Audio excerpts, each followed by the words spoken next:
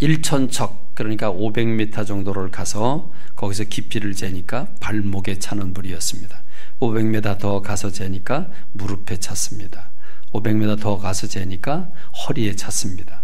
그리고 500m를 더 가서 재니까 도저히 사람이 건널 수 없는 강을 이루었다 말합니다.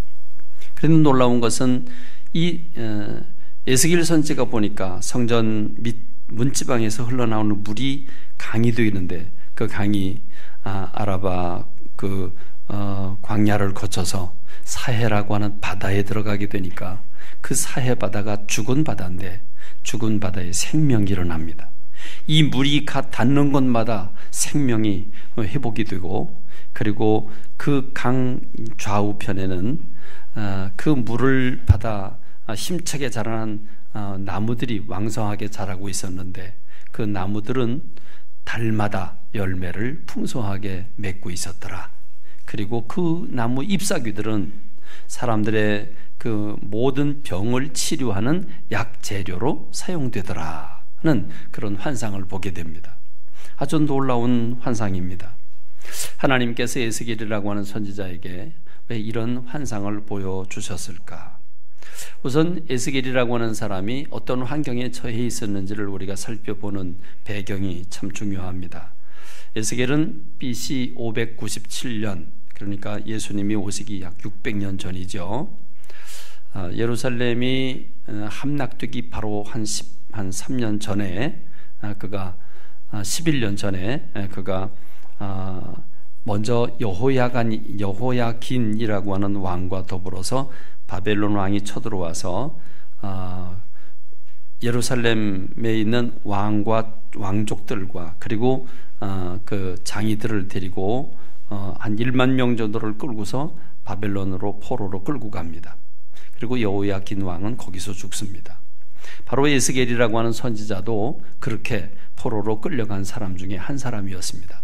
포로로 끌려간 다음에 약 5년 정도 지나자 하나님은 에스겔이라고 하는 사람에게 성령을 부으셔서 그로 선지자의 사명을 감당하게 하시는데, 그는 두 가지의 말씀을 주로 나눕니다.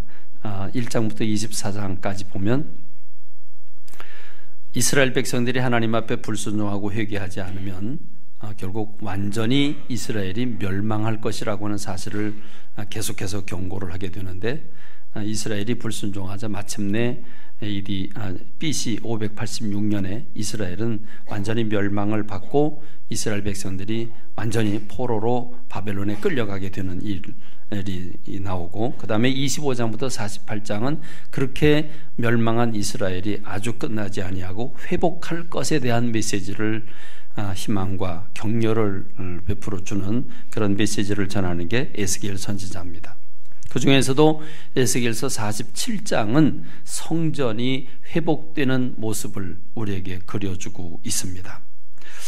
성전이 회복된다.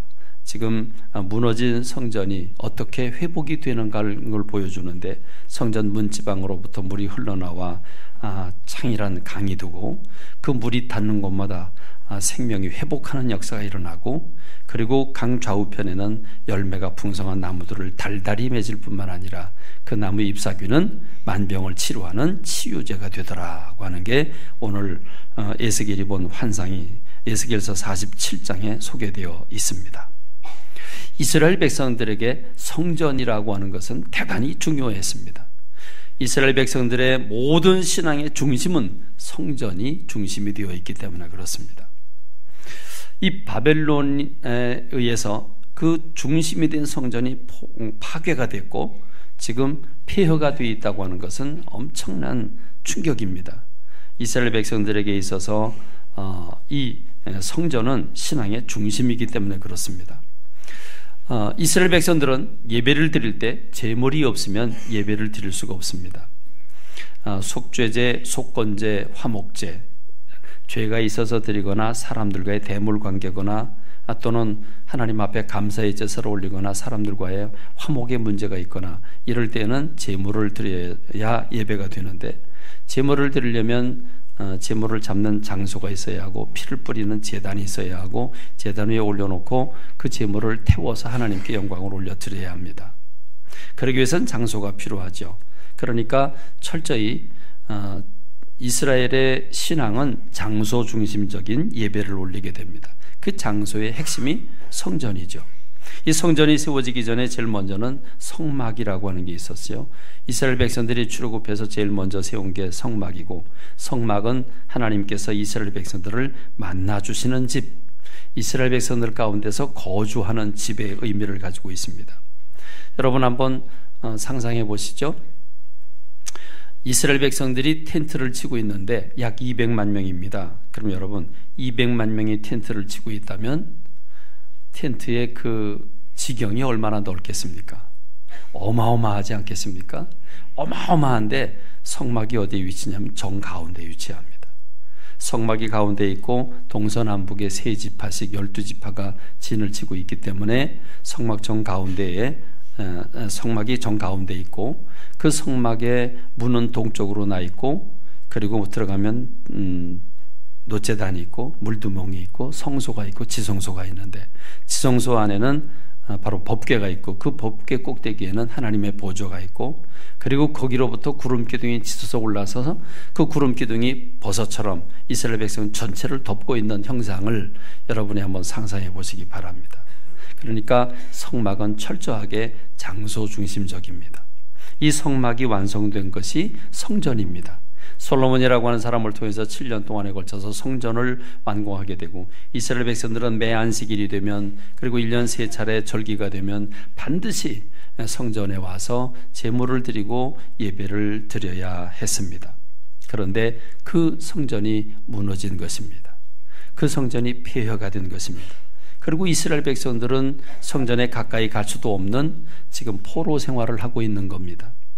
이런 와중에 하나님께서 에스겔이라고 하는 선지자를 통해서 그 환상을 통해서 성전이 회복될 것이라고 하는 메시지를 주신 것이니까 이스라엘 백성들에게는 어마어마한 위로가 되고 또한 소망이 된 줄로 믿습니다. 그렇다고 한다면 오늘 우리들에게는 이 성전이라고 하는 것, 에스겔이 본 성전이라고 하는 것, 오늘 우리들에게는 어떤 의미가 있을까? 이 성전 회복은 과연 언제 이루어졌을까 하는 말씀들을 우리가 함께 나누기를 원합니다.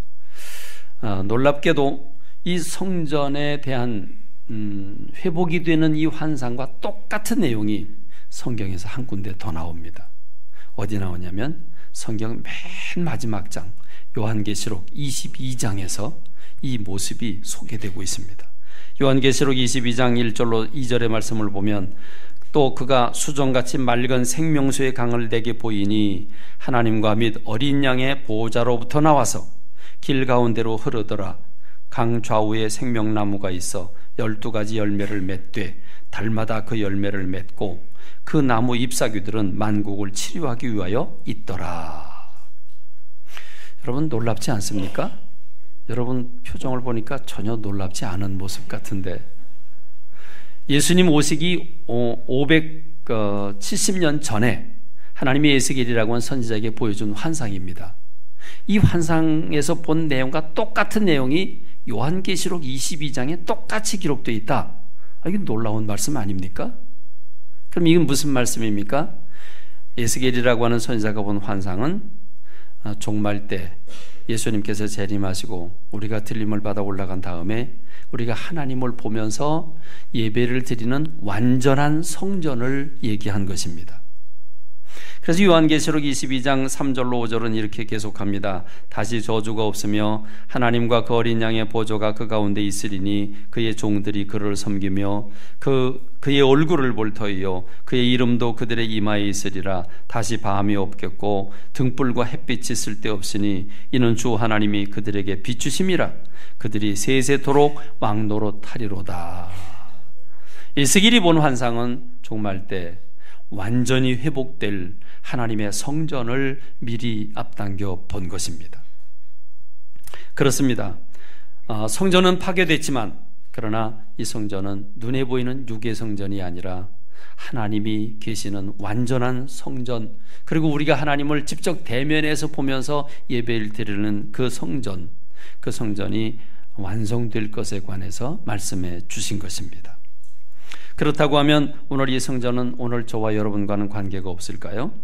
놀랍게도 이 말씀과 동일한 말씀이 또 성경 가운데 또 한 군데 기록되고 있는데, 그건 바로 오늘 우리가 읽은 성경 말씀입니다. 여러분, 우리가 성경 말씀, 본문의 말씀을 어떻게 읽었습니까? 오늘 예수님께서 우리에게 말씀하시는 모습을 보면 놀라운 말씀이죠. 명절 끝날 곧 큰 날에 예수께서 서서 외쳐 이르시되 누구든지 목마르거든 내게로 와서 마시라. 나를 믿는 자는 성경의 이름과 같이 그 배에서 생수의 강이 흘러나오리라. 아멘 안 하셔도 좋은데, 여러분, 이게 얼마나 감동적입니까? 그렇지 않습니까? 지금 예수님 오시기 570년 전에 에스겔이라고 하는 사람이 본 환상, 그 환상의 내용이 성경 맨 마지막 요한계시록 22장에 기록됐는데, 그런데 예수님이 이 땅에 오셔서 성전에서 명절에 성전에 올라오셔서 성전에서 사람들을 향해서 누구든지 목마르거든 내게로 와서 마셔라. 이 물을 믿음으로 마시는 사람들에게는 그 배에서 생수의 강이 흘러나리라. 여러분, 이 말씀이 얼마나 놀랍습니까? 한마디로 말하면 에스겔 선지를 통해서 말씀하신 이 성전의 회복은 주님이 오실 때 완성되는 것인데, 그 전에 먼저 예수님을 통해서 오픈시켜 주실 것에 관해서 말씀해 주신 것인 줄로 믿습니다. 놀라운 말씀입니다. 그렇습니다. 여러분, 구약시대에는 성막과 성전이 이스라엘의 모든 지역의 중심이었습니다. 그들은 여러분 예배를 드리기 위해서는 반드시 양을 들고, 그리고 양이나 송아지나 비둘기를 들고 성전으로 와야 합니다. 이스라엘이 별로 크지는 않습니다. 오는 게 힘들진 않겠지만 상상해 보십시오. 자동차가 있습니까? 그때 비행기가 있습니까? 아무것도 없던 시절인데, 비록 강원도만한 땅덩어리라고 할지라도 지금 우리말로 표현해 본다면 저 고성이나 저기 삼척에서 예배를 드리러 오는데 양을 끌고 온다고 생각해 보십시오. 말을 타고 오는 것도 힘들 텐데 양을 끌고 온다고 생각해 보십시오. 얼마나 힘들겠습니까? 그런데 고맙게도 빈손으로 와가지고, 외국에 사는 사람들도 빈손으로 자기네 나라 돈 쓰다가 돈을 들고 오면 성전에 가니까 편리하게도 거기서 양을 팔고 거기서 염소를 팔고 송아지를 팝니다. 물론 웃돈을 더 받고 좀 더 비싸게 팔겠죠. 그렇지만 얼마나 편리합니까? 그러니까 거기서 양들을 사는 겁니다. 그래서 이 재물 중심의, 장소 중심의 예배를 드리는 이스라엘 백성들은 반드시 재물이 있어야 되기 때문에 성전에 와서 재물을 사는데 폭리를 남깁니다. 그래서 예수님 보고 화가 나셨습니다. 너희는 이 성전이 만민이 기도하는 집이라고 일컬음을 받겠다고 했는데 어째서 강도의 구렬로 만들었느냐? 강도의 소굴로 만들었다고. 그러면서 주님이 화가 나셔서 막 그 양과 비둘기와 이런 송아지들을 다 성전 밖으로 쫓아내고, 그리고 돈 받고 주는 사람들의 상을 둘러엎습니다. 그러니까 사람들이 의아해하면서 당신이 뭔데 도대체 왜 이 상을 둘러엎고 난리냐? 당신이 무슨 표적이라도 우리한테 보여줄 증거라도 있냐? 그러니까 예수님이 있다. 그러면서 충격적인 말씀을 주는데, 너희가 이 성전을 헐어라. 그럼 내가 3일 만에 짓겠다. 그게 너희들한테 보여줄 표적이다. 그럽니다. 그러니까 유대인들이 의아해서 묻습니다. 아니, 이 사람 미쳤나? 아니, 솔로몬은 성전을 7년을 지었고 헤롯은 성전을 46년을 졌는데 46년 동안 진 성전을 네가 3년도 아니고 3일 동안 다시 짓겠다고? 헐으라고? 그럼 3일 동안 다시 짓겠다고? 여러분, 완전히 미친 거죠. 근데 여러분, 예수님께서 이 말씀을 왜 하셨습니까? 요한복음 2장 21절에 보면, 그러나 예수는 성전된 자기 육체를 가리켜 말씀하신 것이라 했습니다. 예수님은 성전된 당신의 육체를 가리켜서 말씀하신 것이라. 이걸 우리가 풀어서 설명하자면, 예수님께서 십자가를 지시고 죽으셨다가 3일 만에 부활하실 것을 가리켜서 이 성전 헐어라, 내가 3일 만에 짓겠다. 바로 그 얘기 아니십니까? 이 말은 주님이 성전이란 뜻입니다. 그렇습니다. 여러분, 여기서 우리가 한 가지 깨달아야 할 게 있다면, 구약에 있는 모든 내용은 신약에서 완성이 됩니다. 구약의 모든 예배는 예수님을 통해서 완성이 됩니다. 우리가 왜 이 시간 예배를 드릴 때 제물의 피 냄새를 풍기지 아니하고 왜 불태워 드리지 않습니까? 예수님이 어린 양 되셔서 우리를 대신해서 십자가에서 죽으시는 제물이 되셨기 때문입니다. 그래서 우리는 더 이상 짐승 제사를 드리지 않습니다. 주님은 예배를 주님의 몸을 통해서 완성하셨습니다. 주님은 안식일을 주님의 주일을 통해 부활하심으로써 완성하셨습니다. 주님은 이 성전도 벽돌로 눈에 보이는 어마어마한 성전, 이 성전도 주님의 몸을 통해서 완성시켜 주신 줄로 믿습니다. 주님이 성전 그 문지방 밑에서 흐르는 물이 닿는 곳마다 생명을 살리고 그 물을 먹고 자라는 나무들이 풍성한 열매를 달달이 맺고 그리고 그 잎사귀가 만국을 치유하는 그런 약재료가 된다고 하는 것은 무엇을 얘기해 줍니까? 예수님의 성전이 되셔서 이 땅에 오셨습니다. 그리고 천국 복음을 전하십니다. 그 복음을 받아들이는 사람들마다 생명을 얻게 된 줄로 믿습니다. 그리고 예수님을 통해서 예수님 만난 모든 사람들을 만나는 사람마다 귀머거리의 귀를 열게 하시고 소경의 눈을 열게 하시고 모든 질병을 치유해 주신 주님, 바로 성전 되신 주님이 주님으로부터 나오는 말씀과 주님으로부터 나오는 모든 그 말씀 받은 사람들의 치료를 받는 모습을 가르쳐 주신 것인 줄로 믿습니다. 주님은 성전의 완성이십니다. 주님이 오셔서 완성하신 이 성전은 여러분 놀라운 이런 영적인 비밀을 가지고 있다고 하는 사실을 알아야 합니다. 구약의 이스라엘 백성들이 하나님 앞에 부름을 받습니다. 출애굽을 받아서 해방을 받고 광야에 모여서 그들이 하나님의 백성이 됩니다. 그래서 그들은 성전에서 예배를 드립니다. 이 하나님의 백성은 무엇으로 완성됩니까? 신약시대에 와서 예수님에 의해 소집된 당신의 백성들 하나님의 교회를 통해서 완성되는 줄로 믿습니다. 구약의 하나님의 백성이라고 하는 이 카할이라고 하는 말은 신약에 와서 이 에클레시아라고 하는 히라보 불러 모아서 하나님의 백성들이 모인 이 공동체를 가리켜서 교회라고 부릅니다. 그러므로 구약의 하나님의 백성의 공동체는 신약의 교회를 통해서 완성이 됩니다. 그런데 교회는 어떻게 세워집니까? 마태복음 16장 18절에 너는 베드로라 내가 이 반석 위에 내 교회를 세우리니 내가 이 반석 위에 내 교회를 세우리니 음부의 권세가 이기지 못합니다. 주님은 이 교회의 주인이신 줄로 믿습니다. 주님이 교회를 세우셨고 주님이 그 교회의 주인인 줄로 믿습니다. 골로새서 1장 18절에 보니까 그는 몸인 교회의 머리시라 그가 근본이시요 그랬습니다. 그렇습니다. 주님은 교회의 머리가 되신 분입니다. 주님은 우리 교회는 주님을 머리로 모신 몸인 줄로 믿습니다. 그렇습니다. 요한계시록 1장 20절에 보니까 사도 요한이 천상세계에 올라갔는데 주님의 모습을 본 요한이 이렇게 그립니다. 주님은 7 금촛대 사이를 거늘고 계시고 그 오른손에 7뼈를 붙잡고 계셨다고 말하고 있습니다. 요한계시록 1장 20절은 이렇게 해석을 합니다. 내가 본 것은 내 오른손의 7뼈의 비밀과 네가 본 것은 내 오른손의 7뼈의 비밀과 또 7 금촛대라. 7뼈는 7교회의 사자요 7촛대는 7교회니라. 이 지상에 있는 7이라고 하는 모든 교회의 주인은 주님이시고 주님이 그 교회를 돌아보시는데 당신의 사자들을 파송하시고 그 사자들을 붙잡아 주심으로써 교회를 이끌어가고 계신 모습을 요한이라고 하는 사도를 통해서 우리에게 보여주신 줄로 믿습니다. 그렇습니다. 예수님이 이 땅에 오셔서 사람들이 모인 이 성전에서 주님은 외치십니다. 누구든지 목마르거든 내게로 와서 마시라.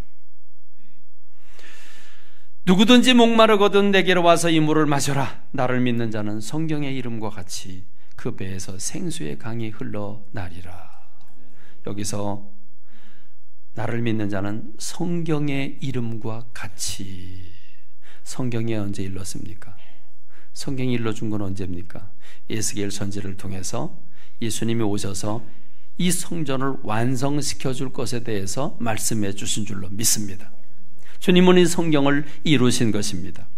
미리 그림자로 보여준 사건도 있습니다. 이스라엘 백성들이 출애굽을 하면서 그들은 물이 없어서 원망을 합니다. 그럴 때 하나님이 모세를 통해서 반석을 통해서 물이 흘러나오게 하십니다. 이 물을 마신 이스라엘 백성들, 그들은 그 반석 바위가 깨지고 바위로부터 물이 터지면서 나오는 그 물을 마셨습니다. 근데 이 물을 뭐라고 말합니까? 고린도전서 10장 4절에서 다 같은 신령한 음료를 마셨으니 이는 그들을 따르는 신령한 반석으로부터 마셨음에 그 반석은 곧 그리스도시라. 할렐루야, 할렐루야. 이스라엘 백성들에게 미리 그 몸으로 보여주시고 주님은 말씀을 응하게 하시려고 예수님이 이 땅에 오셔서 생명수가 되신 줄로 믿습니다. 천국 복음을 전하시고 만나는 사람마다 그 육체 질병을 치유해 주신 분이 우리 주님이십니다. 그래서 주님은 성전을 완성하신 분이십니다. 그리고 성전의 주인이십니다. 요한계시록에 본 예수님의 모습, 하나님과 어린 양의 그 보호자로부터 생수의 강이 흘러 넘치고 있다고 말하고 있지 않습니까? 그렇습니다. 예수님은 교회의 주인으로서 바로 이 교회를 통해서 오늘도 생명수를 흘러 넘치게 이 물을 부어 주시는 분이 우리 주님이신 줄로 믿습니다. 그렇습니다. 우리는 이 생명수를 마셔야 합니다.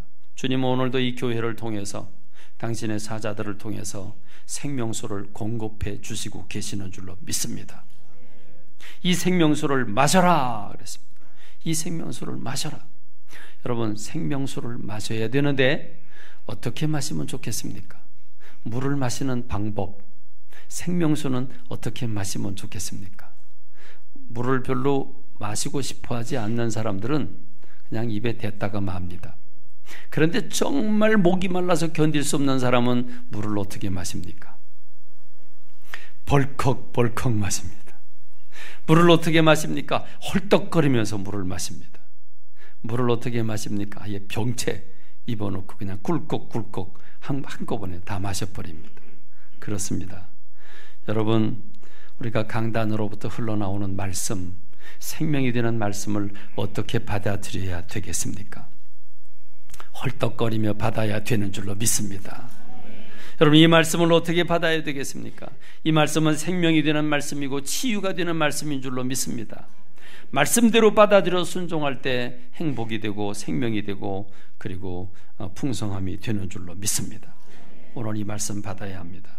그런데 여러분, 오늘 교회가 타락했다고 여러 가지 이유를 대면서 교회를 자꾸 떠나는 사람들이 있습니다.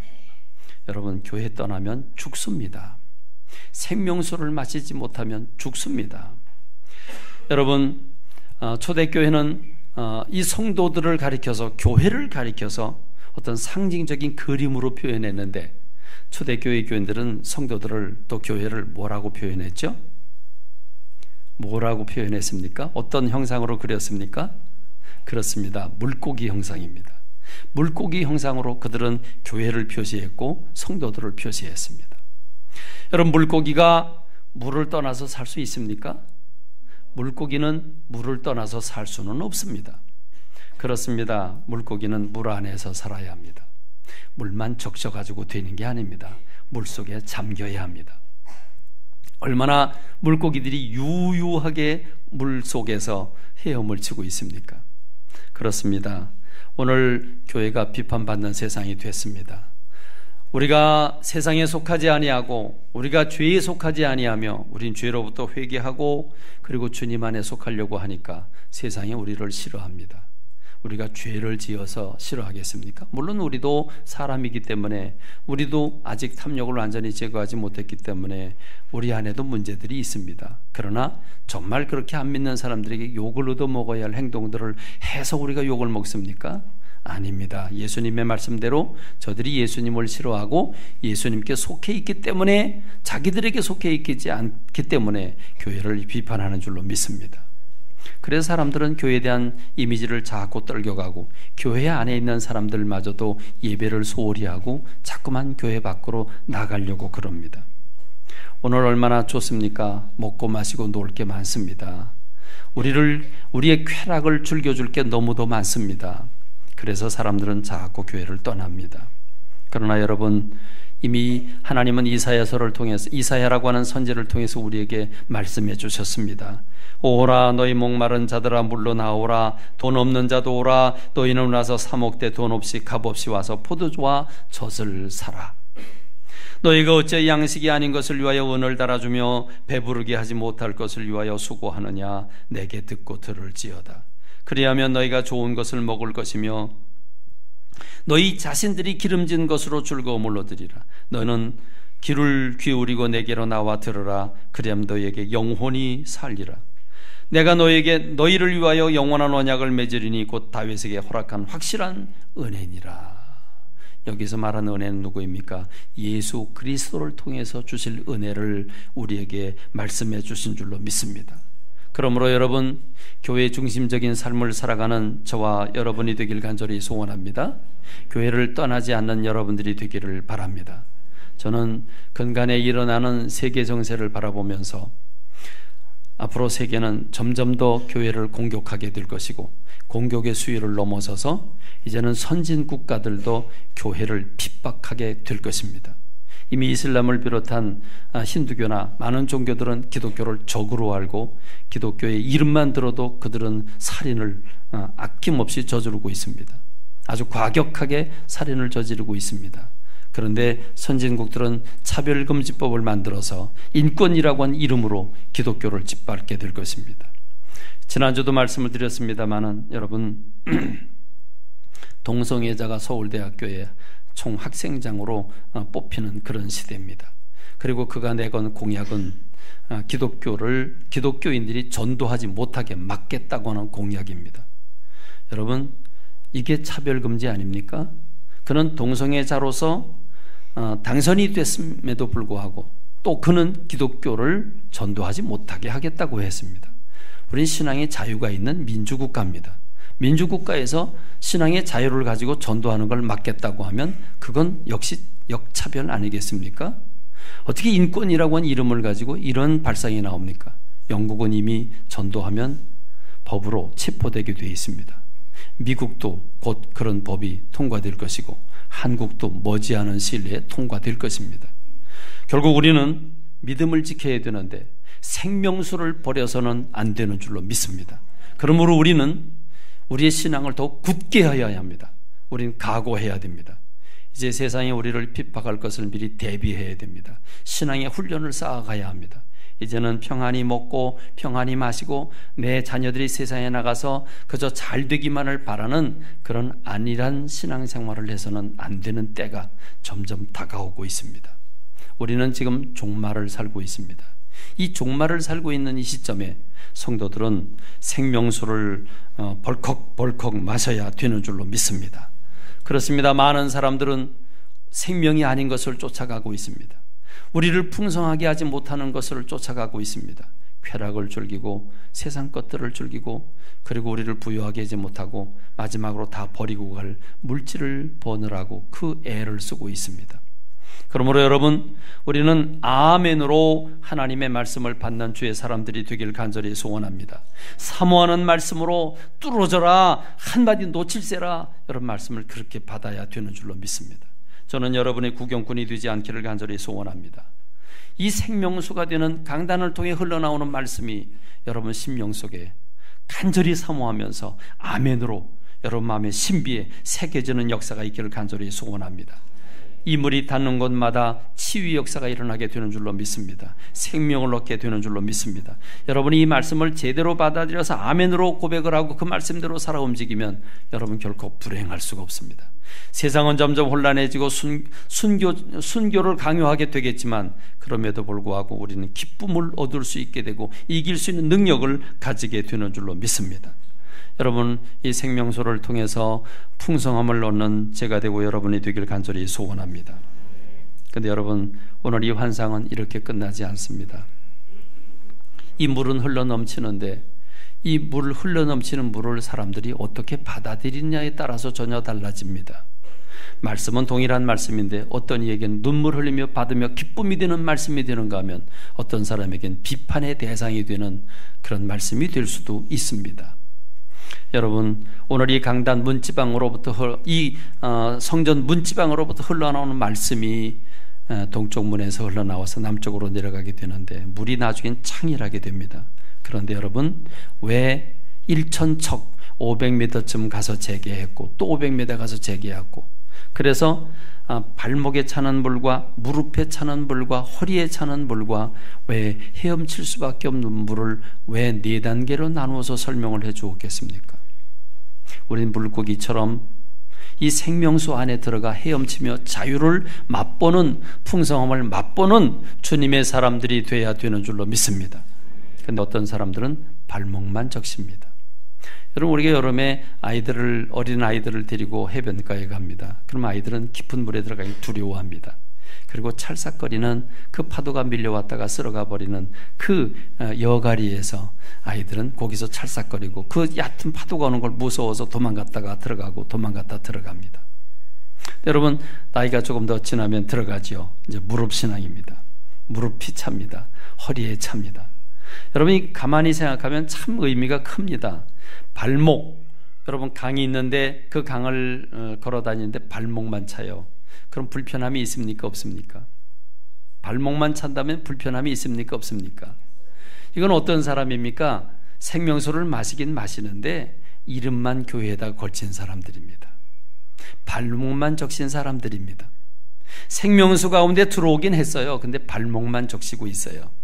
그 온 몸을 다 던져서 시원함을 느끼고 풍성함을 맛봐야 되는데 발목만 적시고 있어요. 내가 가고 싶은 건 마음 놓고 뛰어다닙니다. 내 생각대로, 내가 하고 싶은 대로 다 하는 겁니다. 발을 교회 디디긴 디뎠는데 아직 주님의 사람이 되지는 못했습니다. 맛을 보기는 봤는데 자기가 인생의 주인입니다. 이게 발목 신앙입니다. 어떤 사람은 생명수 가운데 무릎까지만 잠궜습니다. 무릎까지 잠궜다니까 무릎 기도하는 신앙 이러고 있구나. 그래요, 기도도 합니다. 이젠 기도의 문이 열립니다. 살아계신 하나님도 부르짖습니다. 무릎을 꿇기도 합니다. 그런데 기도는 하지만 기도할 때와 일어나서 생활할 때는 전혀 다릅니다. 기도할 때는 은혜가 되는데 일어나서 살 때는 내 마음대로 sab니다.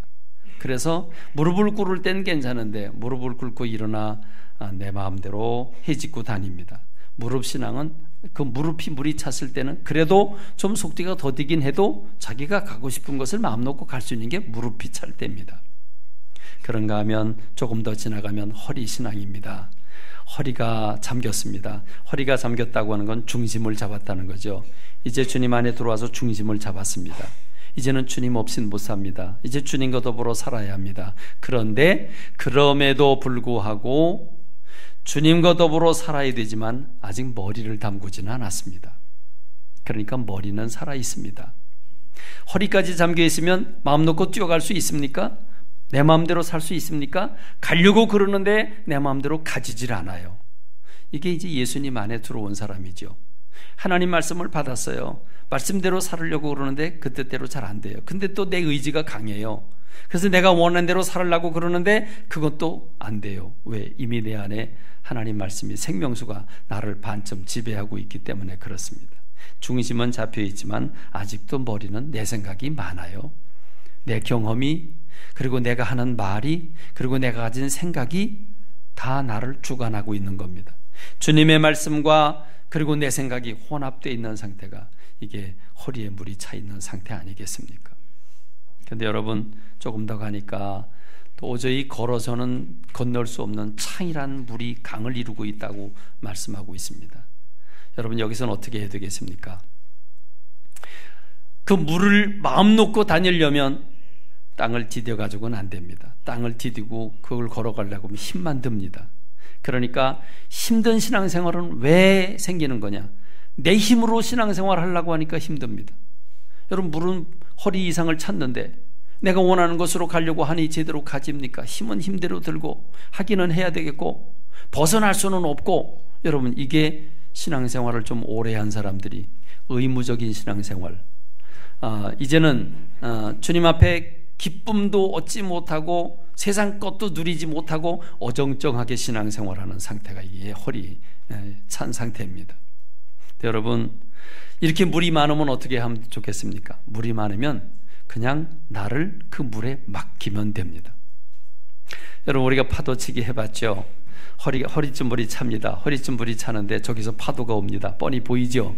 근데 내가 발을 땅에 딛고 네가 이기나 내가 이기나 해보자, 싸워보자. 그리고 버티고 서 있으면 어떻게 됩니까? 나는 산산조각이 납니다. 쓰러지고 난리가 납니다. 그 파도와 싸워서 이길 사람이 누구겠습니까? 어떤 사람이 파도를 즐길 수 있는 사람입니까? 간단하죠? 뭐 하면 돼요? 발만 뛰면 돼요. 발만 뛰면 돼요. 발만 뛰면 파도 타기를 합니다. 발만 뛰면 파도와 함께 즐길 수 있습니다. 재미있습니다. 파도가 올 때마다 깡충 뛰면 됩니다. 더 좋은 건 뭡니까? 그냥 물에 뜨면 됩니다. 여러분, 간단하죠? 강물이라 할지라도 여러분, 특히 이제 바닷물 같은 경우에는 가가지고 수영 못하는 사람도 힘을 다 빼고 가만히 있으면 뜨는 거 여러분 다 경험하셨죠? 여러분, 수영을 할 때 우리가 제일 두려워하는 게 뭡니까? 수영 못하는 사람과 잘하는 사람의 차이는 머리를 쳐박느냐 아니면 고개를 드느냐. 수영 못하는 사람들은 고개가 빠지면 코로 물 들어가고 뭐 눈에 물 들어갈까봐 난리를 하고 고개를 세우려고 애를 쓰는데, 고개를 세우려고 하면 할수록 그 몸은 점점 더 빠져 들어갑니다. 그런데 수영 잘하는 사람들은 아예 머리를 스스로 물에다 쳐박죠. 물에다 쳐박고 그 온몸을 물에다 맡깁니다. 그런 물고기처럼 전 잘 모르겠습니다. 저평인지 배형인지 어떤 형태인지 모르겠는데 어떤 모양으로든 물속에 들어간 사람은 엎어졌다 뒤집어졌다 별짓 다 하면서 거기서 놀고 있습니다. 하루 종일 놀으라고 놉니다. 그렇습니다. 여러분, 우리가 이 생명수의 온몸을 던져야 되지 않겠습니까?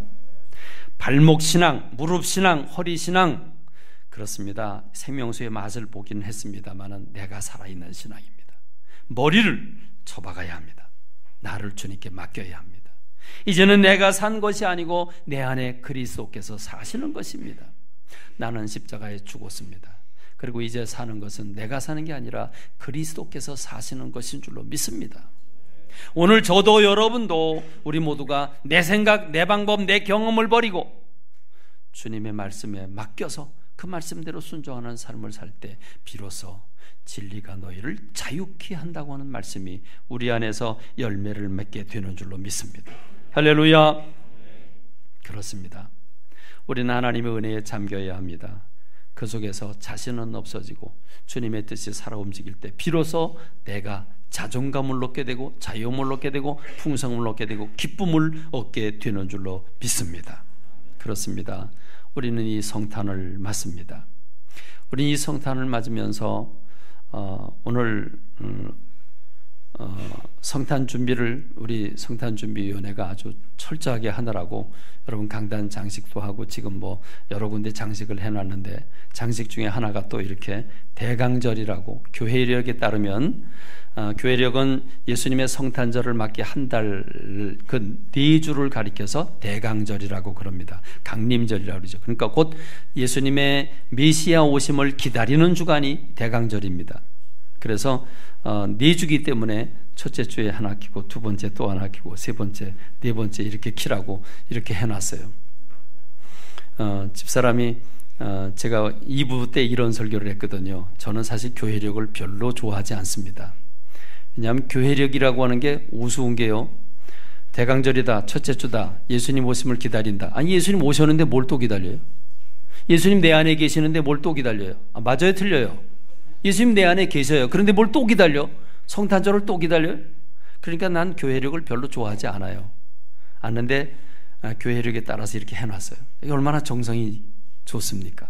또 의미가 얼마나 있습니까?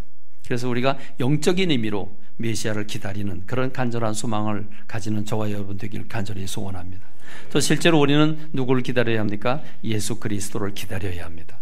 주님의 재림을 기다리는 신앙을 가지는 게 오늘 우리의 신앙인 줄로 믿습니다. 세상이 아무리 복잡해도 아무리 핍박을 해도 우리는 주님의 재림을 기다리는 주님의 사람들인 줄로 믿습니다. 촛불이 하나하나 켜지고 다 켜질 때 우리 주님이 임재하시는 것을 상징하는 이 퍼포먼스인데, 여러분, 이 성탄을 맞는 대강절에 여러분 예수님을 모시고 살아간 여러분 되시길 바랍니다. 여러분이 강단으로 흘러나오는 생수가 되는 이 말씀을 받아들이고 여러분이 먼저 치유함을 맛보기를 간절히 소원합니다. 그리고 여러분, 이 물이 흘러가는 곳마다, 이 물이 닿는 곳마다 생명의 역사가 일어난다고 했습니다.